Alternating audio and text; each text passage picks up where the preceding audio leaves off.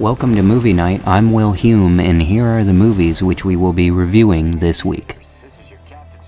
Tom Cruise is back with the biggest movie of the summer, and perhaps all time. We'll break down our thoughts and analysis on this week's episode featuring Top Gun: Maverick.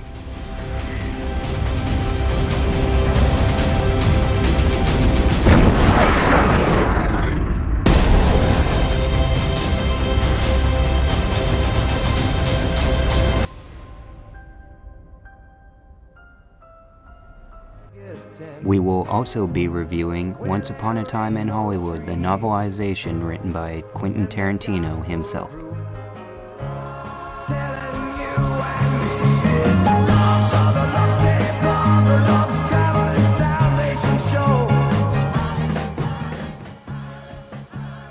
We'll have an exclusive interview with the general manager of the local Cineplex. And we'll head down to Market Square to see what the crowd is watching.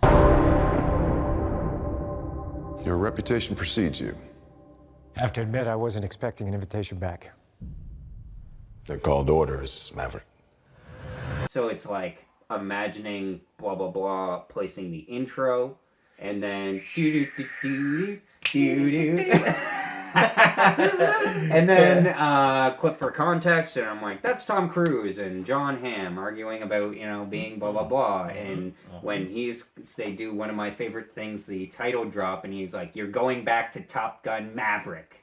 And it's like, I didn't think he'd be able to say it. So yeah, I thought this movie was good. Like, it's good. I liked it a lot. Yeah. I liked it a lot. I'd go in theaters to see it again. I was thinking about inviting my dad to a lot of Father's people Day. have. Again, repeat business. Yeah, I would see it again, for sure. Yeah. And I like that. One of the biggest things that I liked about it is that it was just cliche enough that it, said what it, referenced the original. Yeah. And it didn't beat your head over it, but it had the cliche stuff and Danger Zone and stuff like that, which was great. Mm-hmm. But it had plenty and enough to be its own movie. Yeah, I agree. I was kind of, and it's kind of like a movie that I thought I would make, because at the beginning of we want to tell you that it's Top Gun, and it pretty much begins exactly how the first one. Identical. It's a Top Gun theme, and then it switches into Danger Zone. They're all flying off the deck and stuff. My favorite part of it was I liked the opening flight test. That to me was Mach 10. Mach 10, yeah. Yeah. That was actually my favorite part of when he hits 10 and everybody's tensions go down, and then he's just kind of cruising there at 10, and then he looks and he's just kind of it could go faster. Yeah. I was like, you son of a... The detail of the fire on the side of the thing, it feels like something like Tom Cruise, the aviation nut that he is, knew about that kind of thing. A really, really, really similar shot, and I thought of it, was an Interstellar. When Matthew McConaughey is coming and all the... Inside of the ship. Yeah. This is just very, very similar shot. Yeah, and still cool. And it makes me think, when is, because did you ever see the video of Tom Cruise going to see Tenet in theaters? No, but I saw him thanking me at the beginning. Yeah. I love that video. Yeah. As I said, my father and I, it's he cares. He knows how big it is. And this is gonna be... He knows it's a big deal. Yeah, this is very likely going to be the most successful movie since The Great Reset. It's a great movie it's a great movie to kick off the end or going back out and doing things, you know what I mean? Oh yeah, it is the very last, I don't count Minions Rise of Gru, sorry animation purist, but it is the last movie that was filmed before COVID to be released. So I was going to ask you, when was it filmed? 2019. It was filmed 3 calendar years ago. So they... Sat on it. So it was done and ready to be released in 2020, or it was ready to be... They filmed it in 19, they were working on 18, it in 20. They basically filmed it in 18, most of it. They were still working out the aerial sequences. It was supposed to come out in July 2019. And they were to compete with Joker? Before Joker, actually. So this was going to come out before Joker in July. Joker came out in October. It was almost done then. And then Jerry Bruckheimer said, you know what? The aerial sequences that we're working on here are so advanced, we need 6 more months. So then it was going to... so then that brought us to what? You just can't create this kind of experience unless you shoot it live. In order for us to accomplish this, we have the greatest fighter pilots in the world working with us. We're working with a brand new camera system that allows us to put 6 IMAX quality cameras inside the cockpit with the actors. Verify cameras are on. Check cameras on. There you go. The first major movie to come back was Godzilla and Kong. And then the main, I say the breakthrough, because that was just Warner Brothers being Mavericks, was Paramount's A Quiet Place Part 2, where John Krasinski did the thing. I saw that it was on Prime. Yeah, that was, they gave everybody masks, actually, in Los Angeles and at the parties, and had them, like, be quiet kind of thing. It was, like, great promotional thing. Yeah. Anyway, that movie opened to $58 million, and then Paramount was like, okay, we know for sure that this date works for making money. Let's put Top Gun, which we've been holding on to until everything's back to normal, which isn't going to happen again, but it's the best that we can do. Let's put it Memorial Day a year from now. And now we're kind of getting back. And Top Gun is the first movie that, like, it has the buzz and makes the money of, like, Spider-Man and Batman, but it feels like an actual movie. Yeah. Yeah. The end is inevitable, Maverick. Your kind is headed for extinction. Maybe so, sir. But not today. Tom Cruise seems to be aware of, like, of his own age in this one, and where he's not before, which I liked, and people attribute that to, like, his co-writer, Christopher McQuarrie, who also, like, directs all the Mission Impossible movies. But I thought for this movie, it's, like, the first one where it's, like, somebody was given the Tom Cruise role, and it was, like, Miles Teller, you know what I mean? Like, he's not the cocky hot shot that he started off playing, like, in the original Top Gun. And it's kind of... Not passing on the torch, but, like, and recognizing he's not holding the torch anymore. Yeah, so here's where I kind of stop with the movie of, like, I give it an 8 out of 10. Is, like, to me, this movie is about, like, students. Like, is about the students to me. The like, first one was definitely about the students, because it is flight school. Yeah. Right? And they remind you that it's school. I don't feel that the students were given enough scenes that they, like, should have had. Like, there was to me it was a bit too much the Tom Cruise show. And Tom Cruise is my favorite actor. But what scenes would you give So I'd give more interactions between Miles Teller as Rooster, Bradley Bradshaw, and Tom Cruise's Pete Mitchell, Maverick. I'd give them more scenes. I thought that maybe Tom Cruise held back on that because he didn't want to be outshined by Miles Teller, who's, like, a great actor, not actually as interested in stardom, but there was, like, things like that. Hangman and Rooster don't get a whole lot of scenes together. Which, like, at least one scene between the two of them, whether they're fighting or whatever. Like, where's the locker room? Like, I don't like you, you're dangerous. Like, they mention it together when everybody is in the classroom. Right. But the interpersonal dynamics of this movie, of anybody outside of Cruise's realm, are gone. Like, this is, like, everything revolves around Maverick's universe. It is Top Gun Maverick. Right. But that's, like, what issue that I had of, like, it's a Tom Cruise world, we're just living in it. It's a very good movie, and all elements of that are good, but even The Dark Knight, which we've brought up a lot on this podcast, is, like, the world exists outside of Batman. Like, Batman is the main thing, but the world goes on without Maverick, and that would have added to the conflict of, like, does the world go on without Maverick? Because he showed us the way. Joseph Kaczynski talked about working with him. So he was just able to pick up the phone and say, yeah, we're doing this movie, and it gets done. And, like, yeah. Holy. Yeah. So it's like the world revolves around Tom Cruise. He's still got it, and, like, he still knows how to make movies. It was the highest opening Paramount has ever had. It's the highest opening of Tom Cruise's career. It, like, has the beat, like, it made $90 million in its second weekend. That's more than Avatar ever made. That is more than, Spider-Man No Way Home made in its second weekend. Like, movies drop like a crater. Like, this movie, because it's so good, because Tom Cruise is involved with every aspect of production, the world exists outside of Tom Cruise. I just don't want it to be the Tom Cruise show. It's kind of like, he's the reason the movie is good. Like, this movie never would have been made without him. Yeah. But it's like, he also, like, holds the film back a bit because it doesn't feel real. Like, do you think that he gave a good performance? I think so. Yeah, everybody else has said that he's, like, good in the movie and that he gives a good performance. But, like, I think, like, I never forget that he's Tom Cruise. And yet I found that no matter where I went, whether it was interviewing the Cineplex manager or movies in the square, people could not get enough of Top Gun. While you can eventually take Top Gun out of the theaters, you can't take Top Gun out of the people. So, oh boy. So we're here at the Cineplex to check out what's going on inside and ask the manager a couple of questions. Hi, I'm James. I'm the general manager at Cineplex Odeon Gardners Road in Kingston, Ontario. How big of a movie town is Kingston, would you say, compared to other towns? I'd say Kingston has some of the best movie fans in the country. I've worked at Cineplexes across Ontario, and the fans here are just phenomenal. They really make the experience great for everyone. Like, for example, Top Gun came out, we had guests dressing up. Elvis was out a couple weeks ago. We had some ladies with the big Elvis hair and the Elvis shirts. So I'd say the movie fans here in Kingston are really fantastic. It's all movies, but the big movies that do well here are the ones you can't replicate in at-home experiences. Specifically our location, we have Ultra AVX, D-Box, Real D 3D, and so like when Top Gun came out, for example, it was selling out a lot of shows because you can't replicate that at home. And so those are the movies that really do well here, but the older genre of films do as well, like Bohemian Rhapsody, Elvis, movies like those, they did fantastic here. Yeah.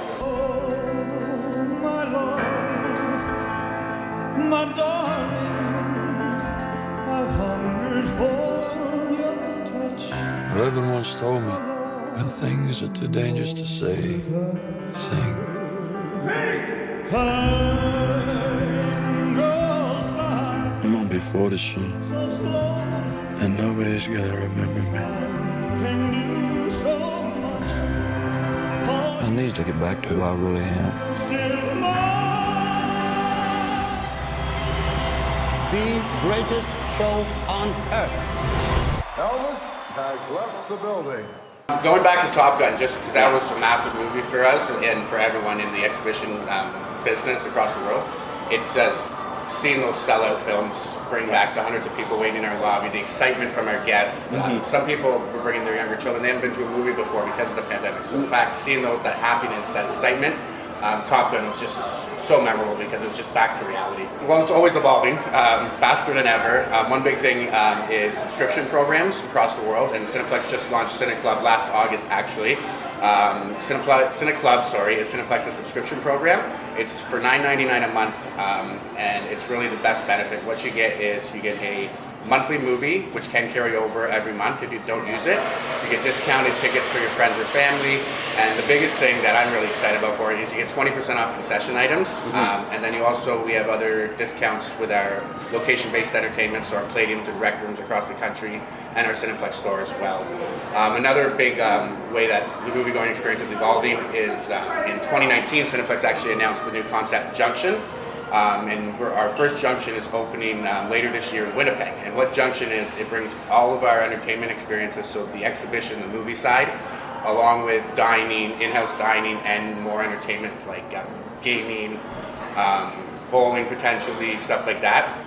So Junction's going to be really massive, I think, for the business, and it's just going to bring all of our entertainment industries back together to one. We have done gaming in the past. We're definitely something that we're going to be looking into again. With any entertainment side, we know we're an entertainment company at heart, and if our guests and Canadians are asking for it, it's something we're definitely going to look into. We brought sports, we brought concerts to the big screen, and we're definitely looking to bring that back again as well. I remember one time I came here for a birthday party and we played Halo 3 on the big screen with the surround sound. One of the best gaming experiences I ever have. Do you guys still do that, by the way? That's on hold right now, the Xbox parties. We're looking at our partnership again and getting all of our Xboxes back upgraded. I think the biggest one I'm looking forward to is Avatar in December. The reason why I came, the first one was 2009. I was 16 actually working at a Cineplex in Brockville. And when Avatar came out in 2009, it was just incredible. The excitement, the innovation with the film itself. So when Avatar comes out in December, that's the one I'm looking forward to, and I know our guests are too.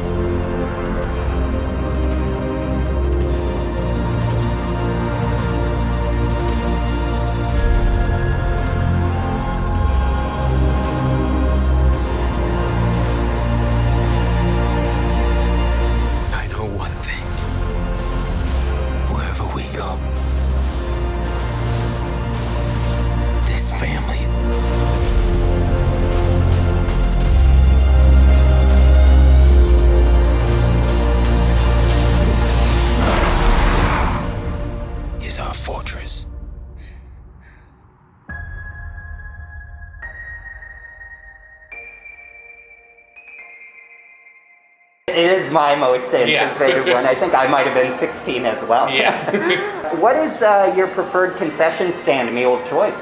You have to go with Cineplex popcorn all the time. Yeah. My thing is double butter. Layer the butter on the popcorn, and then get a beverage and you're set. And then, of course, get in the candy to make something sweet as well. Stand in the...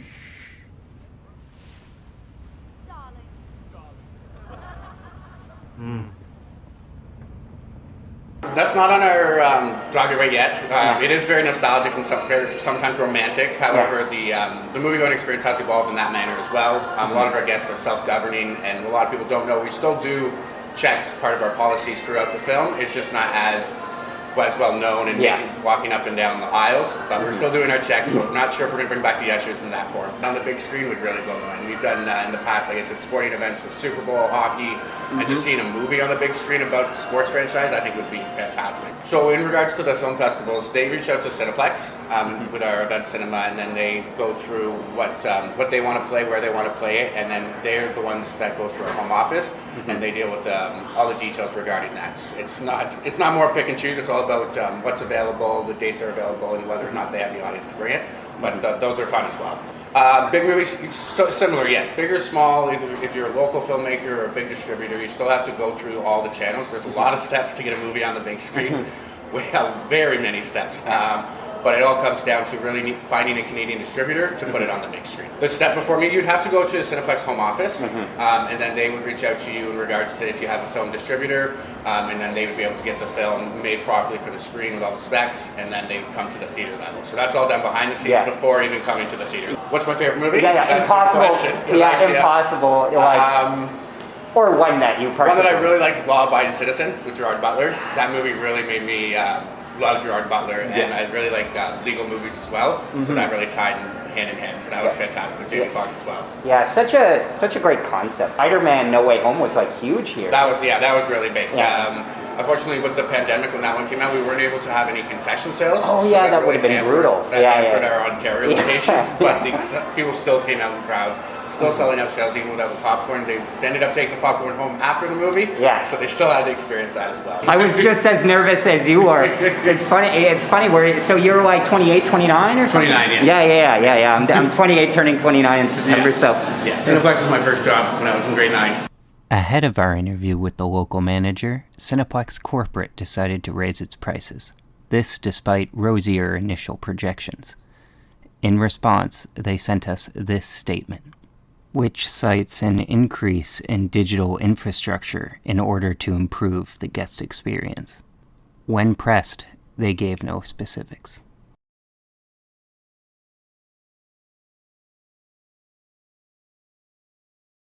We are talking Once Upon a Time in Hollywood that you must have read. Gosh, how long ago was that for you? I read it in the spring. I probably think it was like March. Yeah, I think it was March. March, April that I read it. I liked it a lot. Mm-hmm. What did you think? It's fresh in your mind. Yeah. Like I just finished it today, and like we were waiting on me to finish it forever. And I enjoyed it. Like it was an easy read because I was imagining it like very much as the movie. Oh, for sure. As I was going. 100%. Yeah. One thing I didn't know what to expect was because like he put it in a novelization. It's the novelization of the movie, and I watched him talk about it on Jimmy Kimmel, I think it was, and he was saying how like he was comparing, I can't remember which movie, back in the 70s, that they would basically hand off the script or hand off the screenplay to a writer, and they would write it, but it would be as the original screenplay, but any changes that happened during filming, that's how you could get a book that was different from the movie. Yeah. So like you like definitely got elements of that in the book that I thought was really neat. So like I didn't know what to expect, if it was like a prequel or like whatever. I'd almost say it was like supplemental of the movie, supplemental to enjoy. But if you wrap your head around the fact that, like, if you think about it in that context, that let's say, you know, his original screenplay, he handed it off to somebody to write, and then nobody that was in the writing was involved in the movie. Like it was neat that way. I like once I understood it like that, I was just like, okay, this is again supplemental. I was thinking particularly toward the end of the book where it was like, you can't put that in a movie, but you can put it in the book. Because some of this stuff of like the whole thing that I still think about, even though it's like closer to the beginning or middle of the book, is the creepy crawly section with one of the Manson acolytes, where she's like crawling through the house and stuff like that. Yes. Yeah, I remember that. Yeah, and yeah. she goes into the bedroom, and then the wakes up the old man, or man. something like Yeah, that. yeah, I yeah, remember yeah. that. Which I thought to myself, I was like, man, if that was in the movie, that'd be wild. Like Yeah. that'd be a wild scene. Yeah, but- yeah. My least favorite part of the book was the where they act out the plot of like Lancer, of Murdoch Lancer and stuff like that. Like my Right. eyes were closed. I'm like, I I mean, get it. Yeah, I liked it. I mean, like I thought it was fine. Not to say it was like least favorite, but like, yeah, again, that was a perfect scene of a novelization. Like it Yeah. was, you were just reading what was happening as if it was in the movie. Mhm. So like that one was, I guess you could say, like untouched.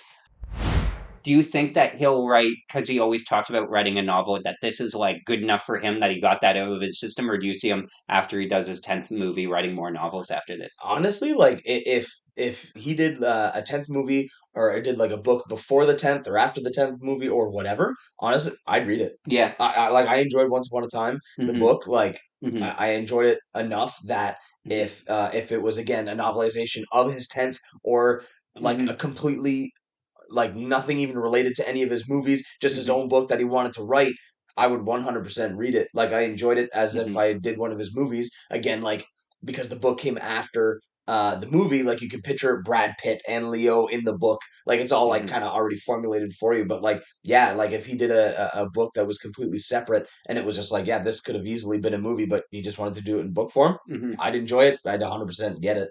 No pun intended, I always think of like movies as like the Cliff Notes version of books. I thought this even when Brad Pitt won the Oscar, of like, I was annoyed that he won for supporting actor, because he's to me the lead of the movie. Yeah. Like in at least Do you consider Brad Pitt the lead? I would, like, from a story perspective, they just decided to campaign him because they knew he could win supporting actor, and they were right.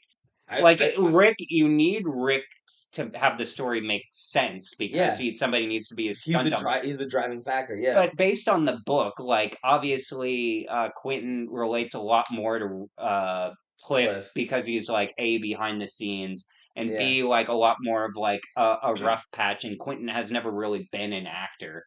Julia Butters' character, the little girl, Mirabella. Yeah. And I'm like, oh, so she's the like the linchpin of it. And there's a little there where it's kind of like, oh, it's because you're in love with me or something like that. That's like subtextual. It's like, okay, Quentin, like, come on. Like for her, there was the two scenes. So there was the untouched scene where they're in between scenes, and Rick is reading that book about Broncos or whatever, and then she's reading the thing about Walt Disney. Like there's that scene in the book, or the chapter in the book, that's almost identical to the movie. Yeah. So like that's like the ode to like, oh, okay, that part wasn't changed. Yeah.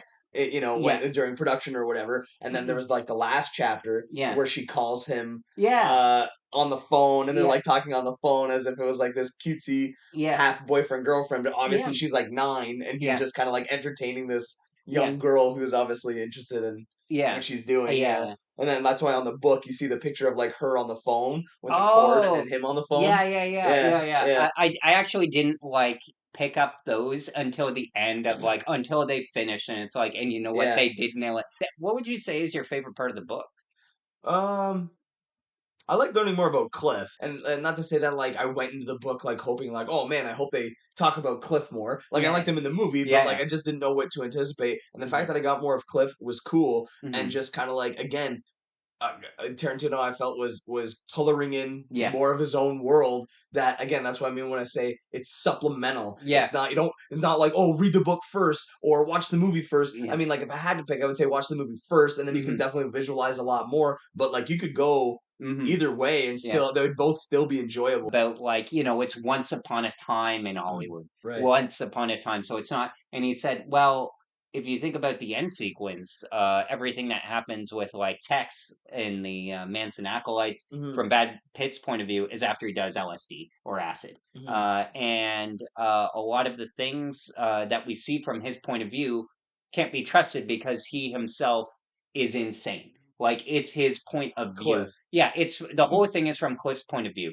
So Cliff is the one telling the story. Thus, it doesn't have to be true. It's how Cliff said it happened. So, like that scene where he's changing the tire and stuff, and the danger is coming. Like, that's a cinematic element that they add to give tension to the story. But it's kind of like, well, how much danger was he really in? Because in the book, he just leaves. But it's like, when you tell a story to a friend and you like exaggerate of like, oh, and this guy was gonna be pissed. Oh yeah. So I thought about that a lot, and I thought about Or how, if like maybe he was kind of like retelling the story to Rick, and Yeah. it was just like, yeah, this hippie put a blade in the tire or something like that, just to kind of gussy it up or something like that. Yeah. I guess we only get that perspective because we've read the book, and we can say like, oh, because it's different. Maybe in the movie they embellished a little bit, and in the book it was never like that. How would you rate the book? Just like what, a 1 out of 10 or just Sure. Because I really like the movie. Yeah. And I'm gonna totally get. I'd rate the movie a 9 out of 10, probably. Yeah, I'd say 9 out of 10. And since like I really enjoyed the movie, it's hard to like separate the book from the movie. Yeah. And like I would just say like, 9 out of 10. It was simply enjoyable. Like it was chewable. I like the fact that he did it like that pocket-sized gas station size. Like he wanted that first. Yeah, that's right. He wanted it like that, and he had said that the producers of the book wanted to do a hardcover. He's like, no, let's do this first. Let's do this first, and then however many months later did the hardcover. But I don't know. Like I would say like like a 9 out of 10. I'd put it right up there with the movie because I mean they go so hand in hand, and again they're the same story but a little bit different. Yeah. So like I enjoyed it. I definitely enjoyed it. I'd give it an 8.5 just because I really enjoyed it was so readable. Yeah. Like the only part that I struggled again was the which it's supposed to set up the payoff, but when they went through the plot of the show as like a side story of what was going on, I even enjoyed the Manson acolyte stuff. Fascinating because you can tell he likes that a lot. It is really approachable. Like anybody can read it and enjoy it. Yeah.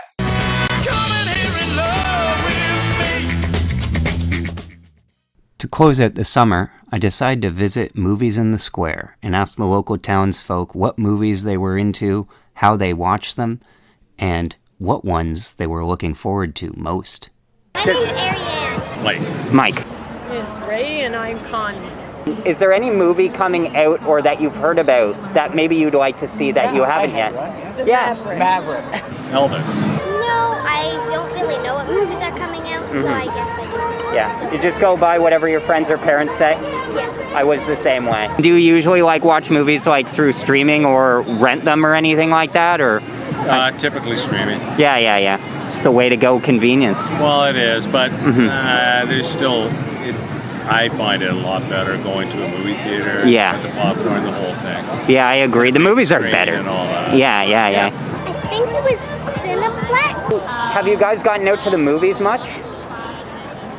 Ever? That's on our bucket list. I used to work for a fella named Henry. He never went to the movies, but he was like the smartest guy I ever knew.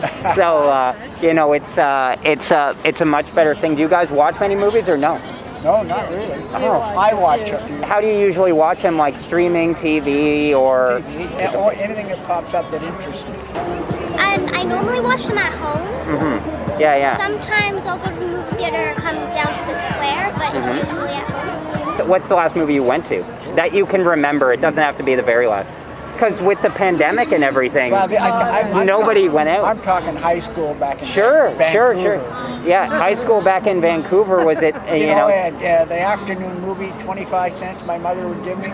That took care of popcorn the way in. And and a girlfriend from New Zealand who I kissed for the first time.